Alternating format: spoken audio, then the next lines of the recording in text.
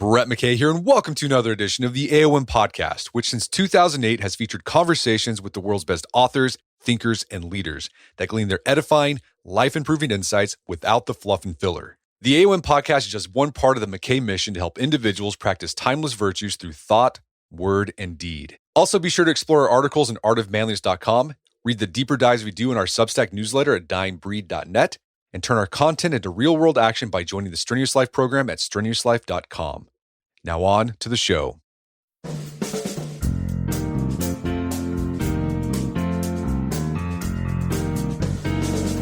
We usually think of money as something very practical, concrete, and secular. We earn it, save it, spend it, and crunch the numbers behind it. But money is never just about money. It reflects our values, our priorities, and even our spiritual life. My guest today, Tom Levinson, knows this well. He's a financial advisor who studied religion at Harvard Divinity School and thought about becoming a rabbi. Now, he helps people navigate not just their portfolios, but the deeper questions that come with them. In today's conversation, Tom shares the greater meaning around money, what the Jewish, Christian, and Islamic religions say about it, and how financial practices like budgeting can be spiritual disciplines. After the show's over, check out our show notes at aom.is/meaningandmoney.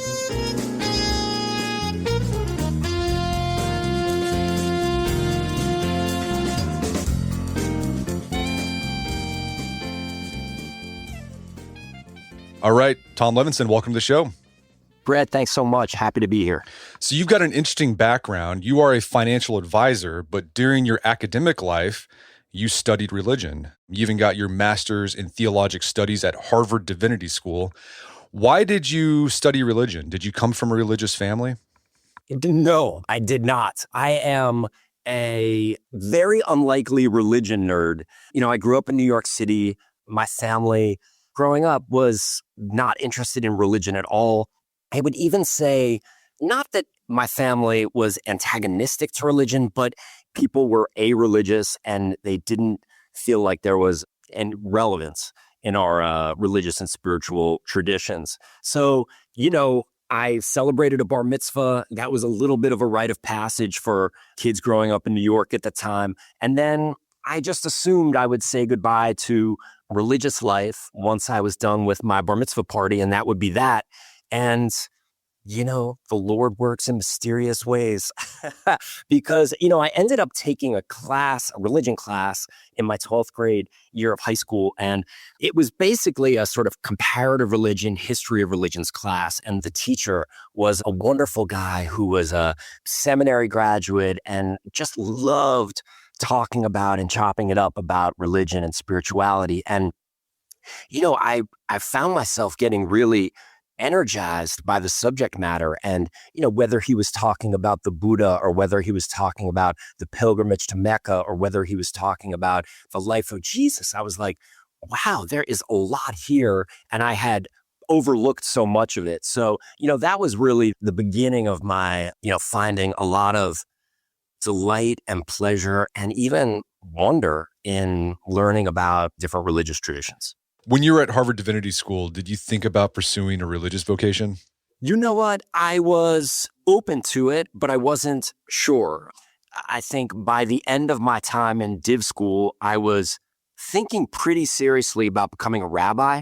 And that didn't happen for a number of reasons. But the learning I was doing, the relationships I was building, and the kind of inspiration I was finding definitely had me leaning toward a life and life choices where religion was going to be really important in just the way I move through the world.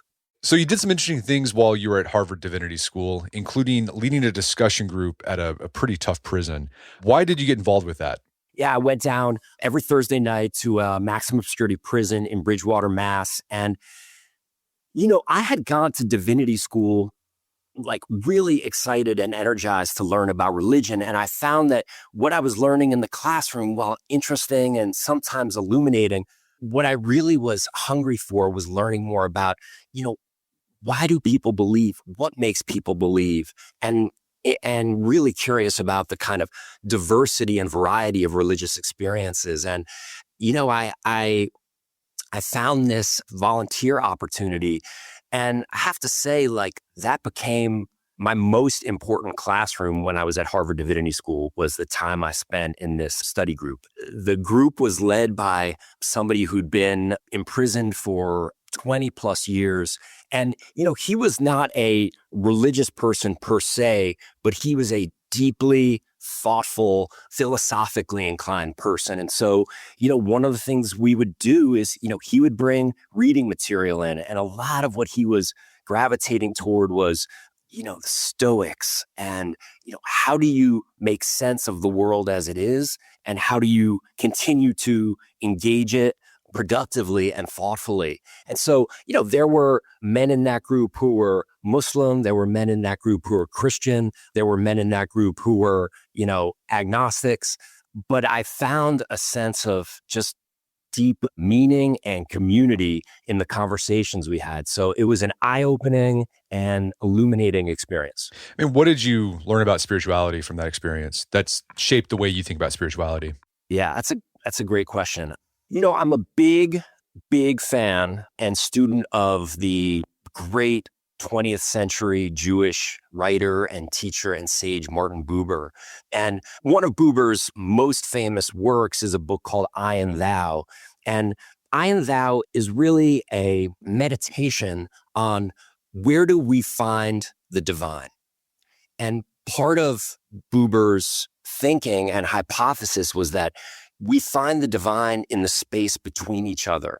And dialogue between and among people is a place where we can have deep and searching spiritual encounters.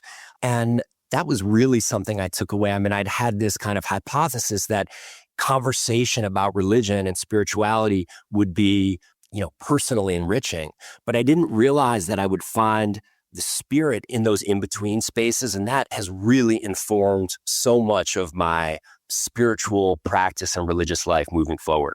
Another project you worked on while you're in divinity school is a book that you wrote. It's called All That's Holy, A Young Guy, an Old Car, and the Search for God in America. And the book is based on a road trip you took around the country to talk to regular, everyday people in America about spirituality.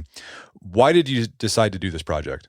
Well, I got the idea while I was in divinity school. And when I graduated, I set out on the road to do this. And, it came it was like a brainstorm, and it was a flash of what I took as insight. My experience in the prison in conversation with these men in there was impactful enough for me that I was like, well, if I'm learning so much and growing so much in conversation with people, learning about their spiritual lives and priorities and commitments, what would it look like to do that on a broader canvas? And, talking to people really became my sort of chosen curriculum. And I had a wonderful teacher and advisor and mentor, Harvey Cox at Harvard Div School. And I brought this idea to him. I was like, hey, I want to get in my Nissan Altima and I want to drive around the country and I want to talk to people. I'll bring a microphone. I'll bring a camera. Is that the craziest idea? And he was like, man, do it. So I did it and met so many wonderful people and learned a ton, both about them and, at least as importantly about me. What type of people did you talk to that ended up in the book? Oh, I mean, it was all across the map. I mean, I talked to, basically any religious tradition you can think of. I found folks, and a lot of it was finding people serendipitously. So, a Muslim shopkeeper in Dayton, Ohio was the first person I talked to. Pentecostal preachers in Northern California, Buddhists, Orthodox Jews, people who had converted to Orthodox Judaism, Mormons, missionaries, and everybody in between. It's such a diverse religious landscape in America. And, I was fortunate to get to experience a lot of it. How did that trip and writing the book influence your relationship with your own faith tradition? Part of what I'm sort of working through on that trip is what role is religion, what role is spiritual life going to have in my own life moving forward? Do I want to be a rabbi? Is that for real?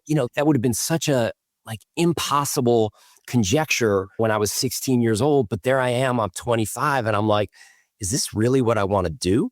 Is this really how I want to spend my time? And, again, I didn't end up becoming a rabbi, but I think that process of like wrestling out loud with people, bringing your questions, bringing the things you're really curious about, bringing the things you're struggling with, like that is core to how I engage my own Jewish learning and Jewish practice.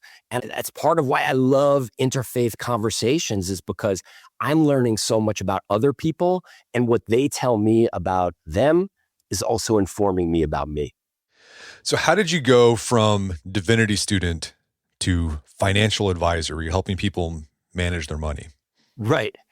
Yeah, it was definitely a journey. So I graduated from Divinity School. I thought really seriously about becoming a rabbi. And then I have spent almost 25 years in the business world.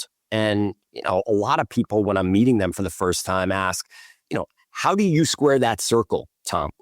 And part of how I answer that question is that when I have conversations with people about money, the conversations are always about more than money. They're about their hopes and dreams and aspirations, and they are about their fears and anxieties and insecurities. And, so my work as a financial advisor, I play the role of educator. I play the role of, sort of acknowledging and celebrating life milestone events. There's also a lot of pastoral care, sort of in the process of having, difficult, challenging questions with people. And, when I sort of like pull the camera back and look at it, work as a financial advisor, if you're doing it in this kind of hopefully intelligent and thoughtful and open and honest way, it has so many commonalities with work as a rabbi. You're dealing with like so much of human experience and so much of how people are wrestling with it. And you get to have a front row seat in that. So, it might be counterintuitive, but I really think of Div School being honestly just incredible preparation for work in helping people navigate their financial lives thoughtfully. Yeah, I think that's true. That when you're talking about money, you're talking about more than just money. I have a financial advisor. He manages my retirement portfolio. And whenever I have conversations with him, it's pretty much like, okay, we're doing this. Here's the mix of stocks and bonds we've got going. But sometimes I'd think, man, it'd be really useful to talk to this guy about like, what are my hopes? What are my values? Because in the background, I'm having those conversations with my wife about like, what do we want our future to look like? And I think it'd be useful to have a financial advisor who can help you with the brass tack stuff, but also help you sort through that psychological, spiritual stuff that lies behind those money decisions. Totally. Yeah, I mean, I completely hear you. And I think there's a lot of appetite out there among people for whom, money is like how we use our money, how we think about it, how we spend it, how we invest it. It's so deeply interconnected with our core values. And I think sometimes our culture teaches, especially our economic and financial culture teaches that, sort of money is over here in one sphere and our core values and spiritual lives and religious commitments are over here in another sphere. And I think that's a hugely lost opportunity because people want to be figuring out, how do I align my money with my deeply held values? And I think conversations like this and it's not a one-off, it's an ongoing conversation. It can be really impactful and energizing for people. So you have a podcast called Money Meet Meaning. And what you do in this podcast, you explore what different faith traditions say about money. And one thing you note is that money is one of the most frequent topics in ancient scriptures. Jesus talked about money more than anything else except for the kingdom of God. The Torah is full of economic laws. Why do you think ancient scripture talked about money so much? Yeah, I mean, look, religious tradition, like our ancient scriptures, which by the way are incredibly current and contemporary at the same time, are focused on humans, right? How we live in the world, how we interact in the world. And you're totally right. I mean, I think nearly half of Jesus' parables are about money and financial life. There are 613 mitzvot or commandments in the Torah, the 5 books of Moses, and over 100 of them are about our financial lives.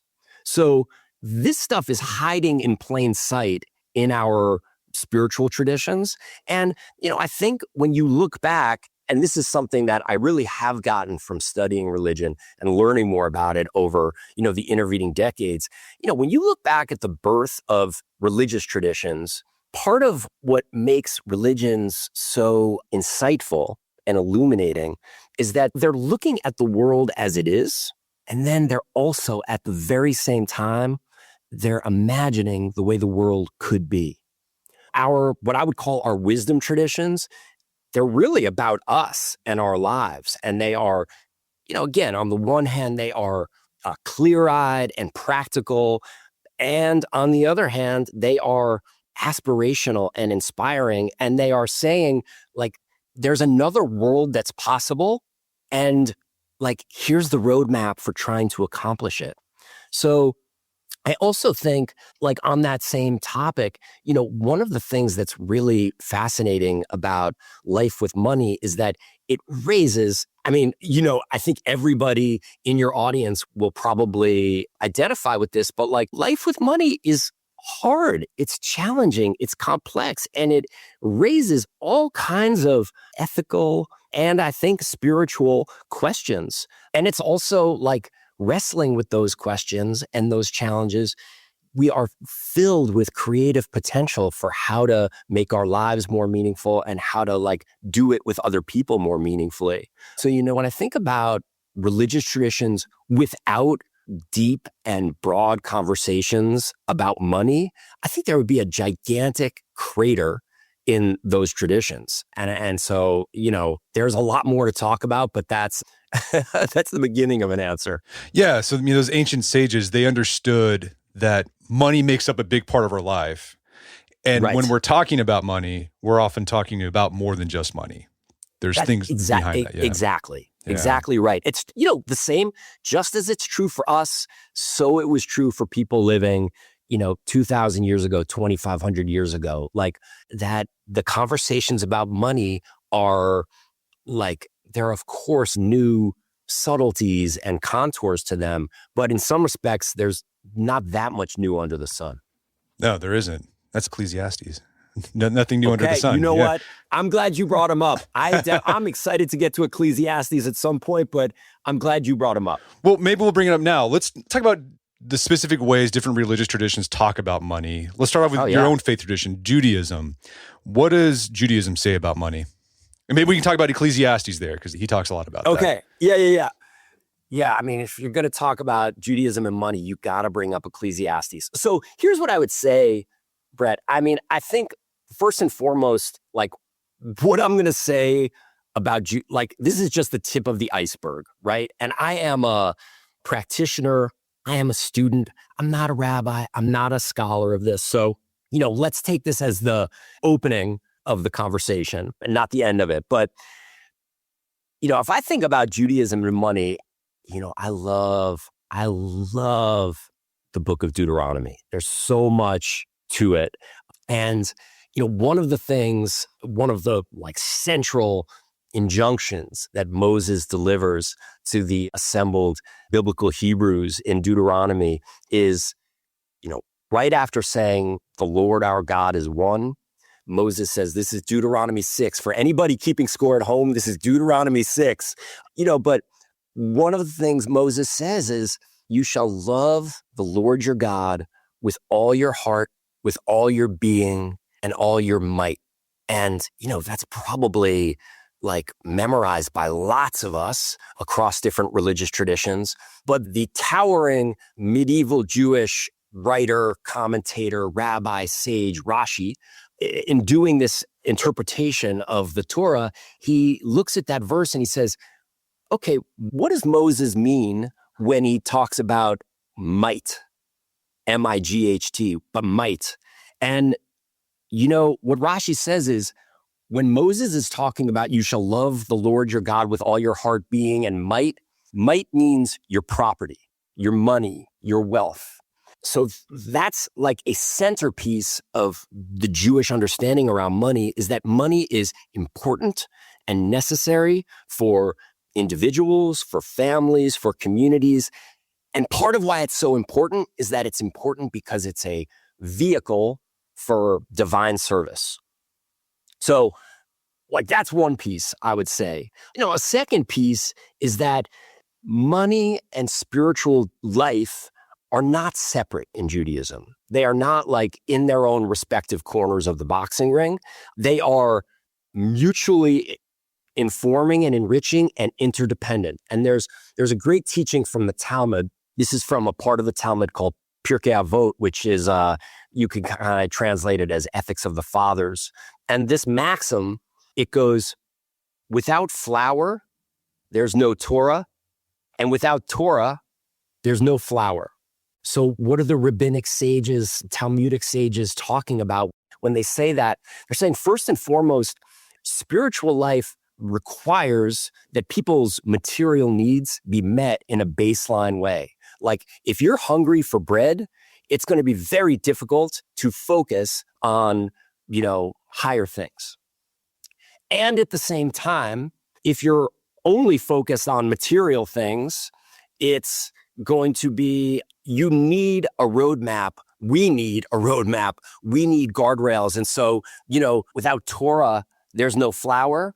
The idea there is that, like, if left to our own devices, humans are going to think that there are no guardrails, and what they need to do is keep accumulating.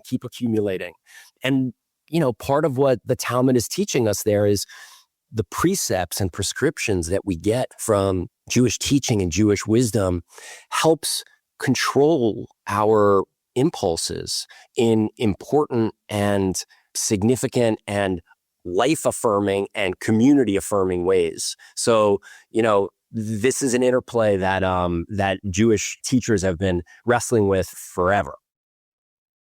We're going to take a quick break for a word from our sponsors.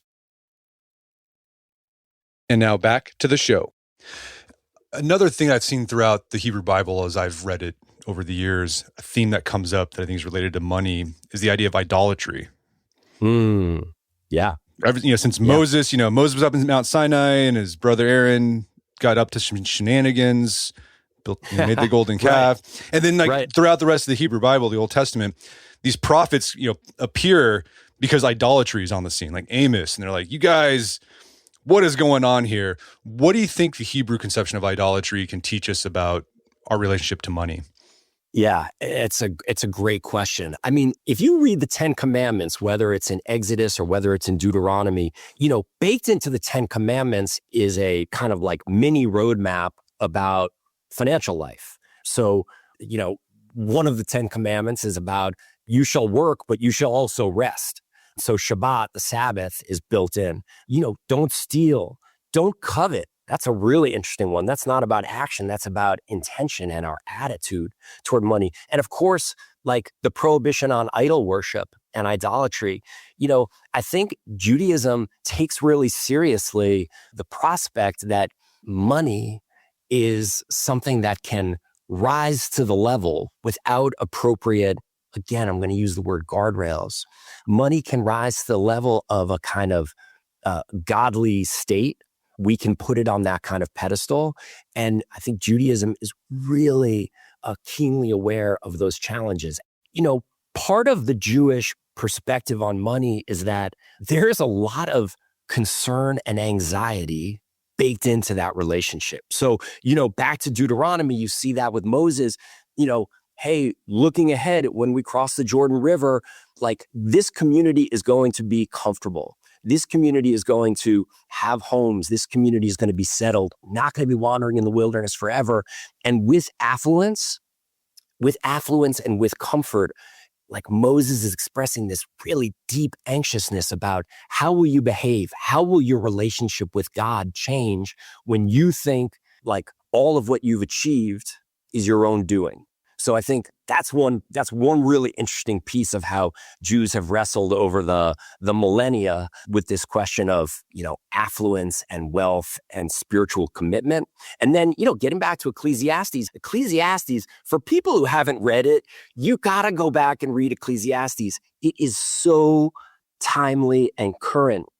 And part of what Ecclesiastes is saying is like, hey, this is like first person narrative. And it's very talk about confessional. My gosh, like this is a person who has achieved everything that we could possibly aspire to. Incredible worldly success, running things, governance, anything that this particular narrator has wanted, he's accomplished.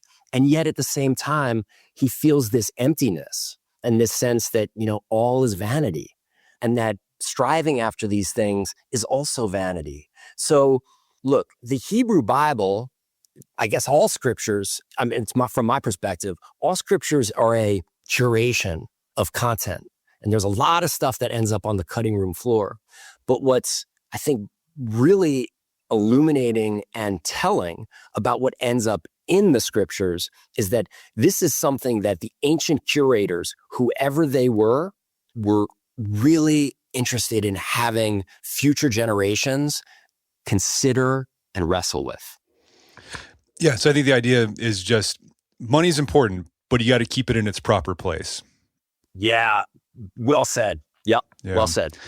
Are there any practices from Judaism that you think people from any faith tradition or any background could apply in their lives in relationship to their money?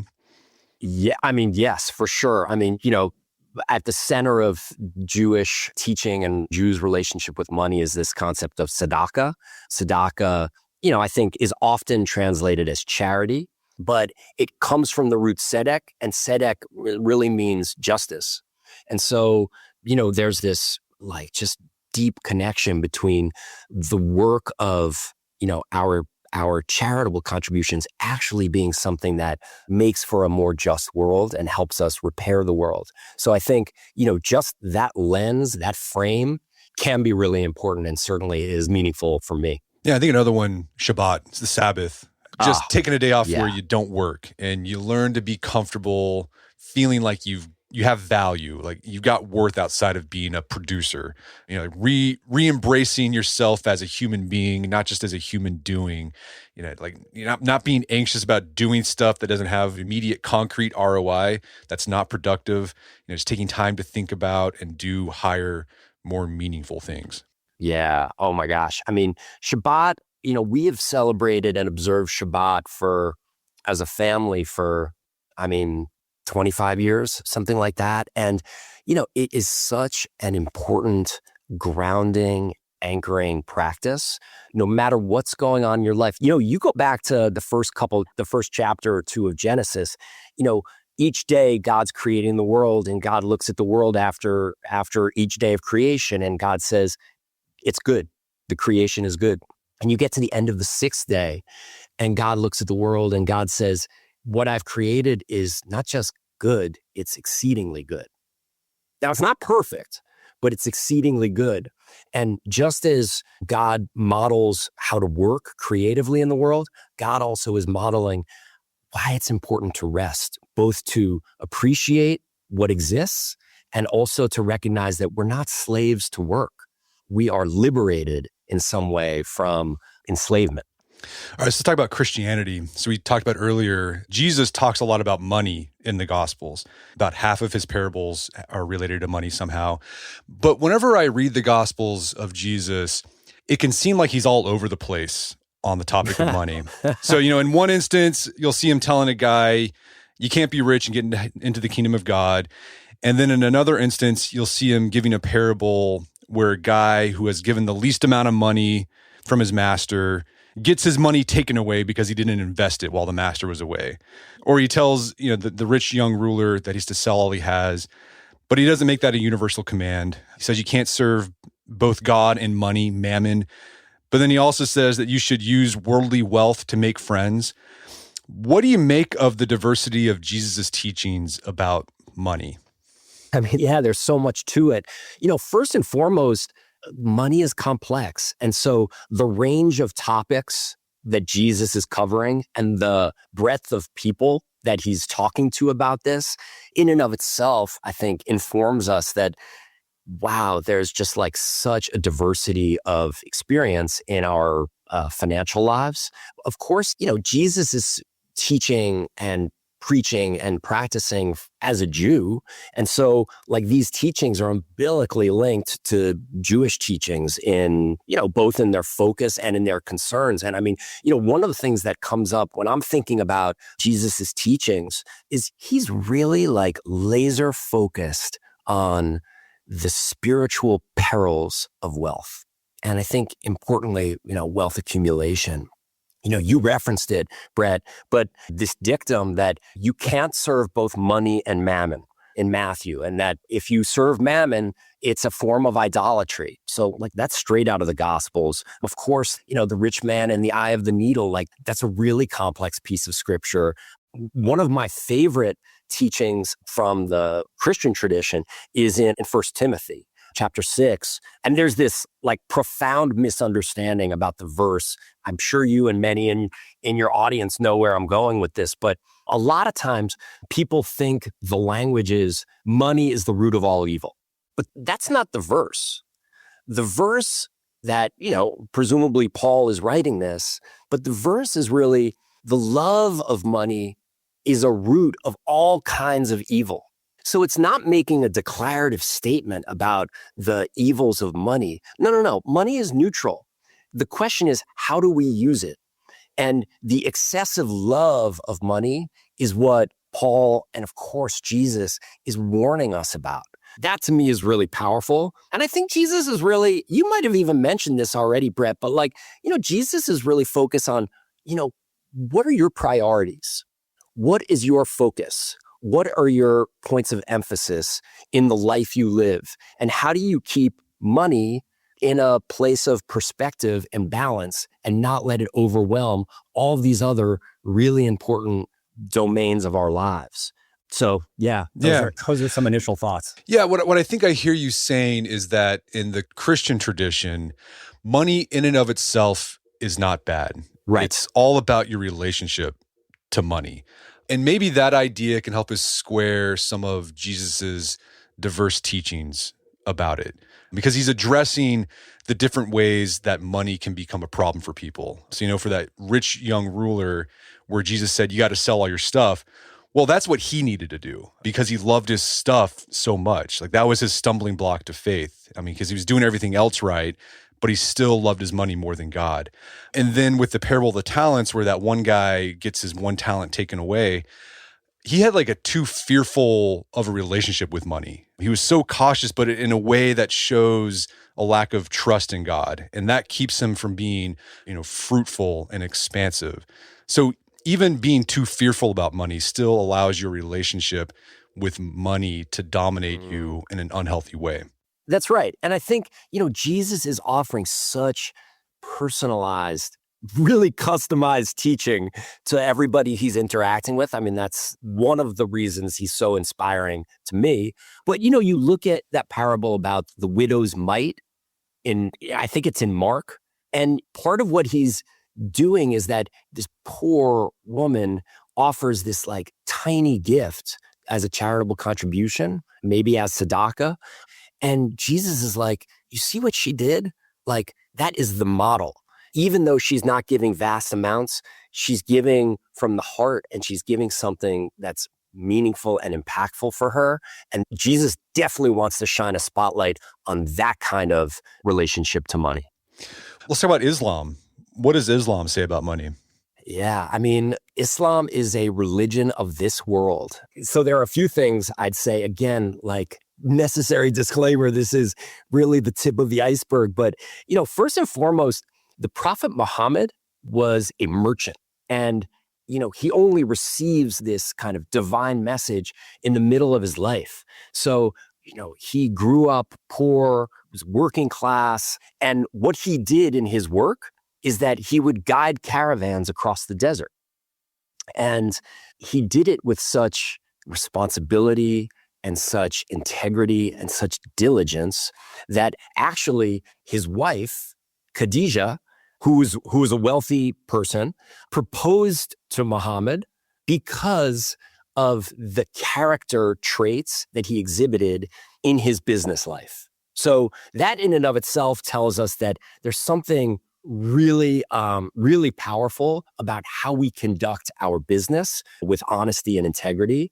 There's another, I think, really important principle in Islamic teaching that, there's no voluntary poverty in Islam. So living a comfortable life, that's okay. But hoarding, no, that's not okay. So yet again, we're seeing a religious tradition that's focused on finding a balance in our life with money. And from a sort of communal perspective, one of the things that I find really, really inspiring about Islam's relationship to the economy and to money is that, meeting people's baseline basic needs is more important than maximizing individual wants. That has a lot to teach us.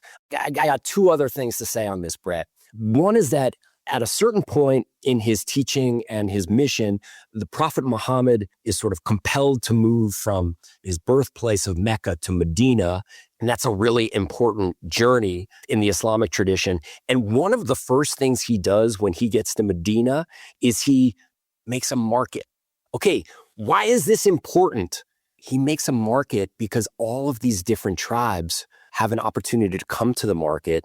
And even though they'd been, arguing with each other and fighting each other and killing each other over lots of different things prior to Muhammad building this market, when they come to the market, they're interacting and exchanging goods and services, building relationships, getting to know one another. And so you see that a marketplace is actually a platform for building community. So I think that's, not to editorialize too much, but that's a pretty extraordinary example from Islam. And the one other thing I would say is just like when you're talking about Islam, there are some central pillars of the faith, and living a conscientious life with money is like at the center of these pillars. So, one of the pillars is zakat, which is charity, being generous. Like that is just a core principle and a threshold part of being a Muslim.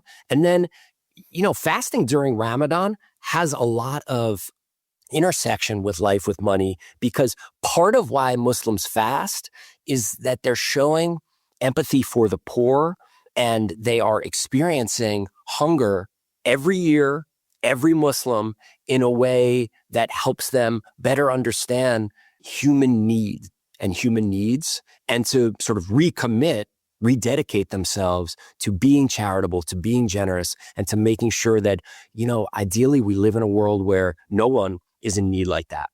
So I think what's interesting is that the beliefs of these three faiths are very different in many ways, yet there seems to be some definite similarities in how they approach money. For all three, there's this thread that, okay, money is important for well-being. It can be a positive tool, but you got to keep it in a healthy balance in your life. Don't let it dominate your priorities. Don't become so consumed by it that you stop caring about other people. So you're a financial advisor. So you're working with people on the brass tacks of their finances, like how to invest, how to spend, how to save. Are there any concrete financial practices that you think people can use to turn the broad principles of their faith into action? Like, are there financial practices that could be turned into spiritual disciplines? So one thing that comes to mind, Brett, is there's a gentleman, and I think he's been a guest on your podcast, Jesse Meekum, who founded You Need a Budget. Do I have that right? That's right. It was a long time ago, but we've had Jesse on the podcast. All right. Well, he was a guest on our podcast. He's an extraordinary fellow. And, part of what he talks about in budgeting, and he's coming from a deep values perspective, is that budgeting is an exercise for both intention and attention. So, focusing on budgeting, how we spend our money, how we save our money, like that's a discipline, and that's a kind of mindfulness practice. So, that's really interesting. I would definitely encourage people to check out You Need a Budget because there's a lot of wise and practical guidance on there. I also think, people struggle a lot with how to use their money in the world. How do you invest it? How do you spend it? And I am a big believer that, look, this is not always possible, but to the extent it's possible, aligning your spending with your values is really important. Like, what kind of world do we want to be living in? For me, like, my wife and I get into a back and forth. This is an ongoing thing about, this is an ongoing conversation about how often to use Amazon. And, we are blessed to live in a neighborhood where we have all kinds of wonderful local places. We got local independent bookstores. We have some of the most amazing diners you've ever been to, local shops, like such good stuff. And, Amazon is really an extraordinary service and an extraordinary company in so many ways, but there is a real cost, a real social cost to using Amazon when we're doing it and bypassing using local businesses. So, we have a back and forth about this. So we have come to a détente, a domestic détente about using Amazon, where you use Amazon if something is really hard to get or really heavy to transport. But otherwise, try to use your local businesses. And I think, that can help create the world that you want to live in. Yeah, I think just keeping track of how you're spending your money is akin to a spiritual practice because, it builds mindfulness. And if you keep a budget, that develops self-discipline. And it just allows you to see, there's that saying, if you want to see what someone values, you look at their calendar and their checkbook because how you spend your time and your money reveals your true priorities in life. Yeah. So something you talk about in your work is that culture can be a powerful liturgist. Culture teaches us what to worship and value. For parents who are raising kids in a hyper-consumerist America with social media, which is basically, it's just ads, both, they're subtle ads and overt ads. What do you think is the most countercultural financial move parents can make to show their kids that their ultimate joy lies in spirituality, more meaningful things in life, and not just money and stuff? Yeah. Well, the first thing I go to that we come back to in our conversation is Shabbat. I think the practice of resting, refraining from work, celebrating both the world as it is, imperfect as it is, celebrating the world as it is, and also celebrating freedom, time with family, time with friends. That's powerful, and it's so necessary in our world where we're just going 24/7 all the time. So that's definitely one thing. Another thing that comes up for me is giving. So much of our world, and by the way, some of this is productive. So much of our financial life can be automated now, and so much is digitized. And look, automating your 401k contributions, yes. Do it. This is not a financial advice podcast, but that's a helpful practice for people. But there are ways that you don't want to automate and that you want to go back to Martin Buber, where you really want the focus to be on relationship and not on transaction. So I think in terms of, giving your money, giving your time, those are ways we live out our spiritual commitments in the world, both in how we're generous, how we connect with other people, how we acknowledge the dignity of other people's work, regardless of what they're doing. So I think that's really powerful. Well, Tom, this has been a great conversation. Where can people go to learn more about your work?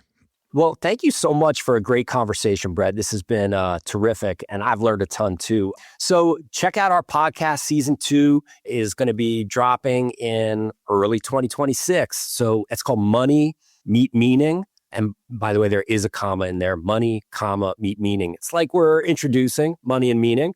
And then you can, if anybody wants to talk a little bit further or engage in the subject a little bit further, I'm happy to. You can send an email to info@moneymeetmeaning.com and we can take it from there.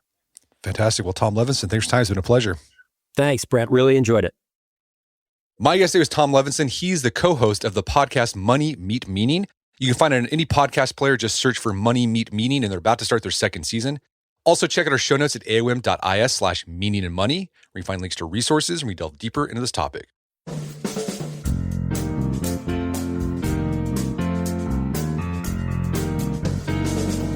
Well, that wraps up another edition of the AOM podcast. If you haven't done so already, I'd appreciate it if you take 1 minute to give us a review on Apple Podcast or Spotify. It helps out a lot. And if you've done that already, thank you.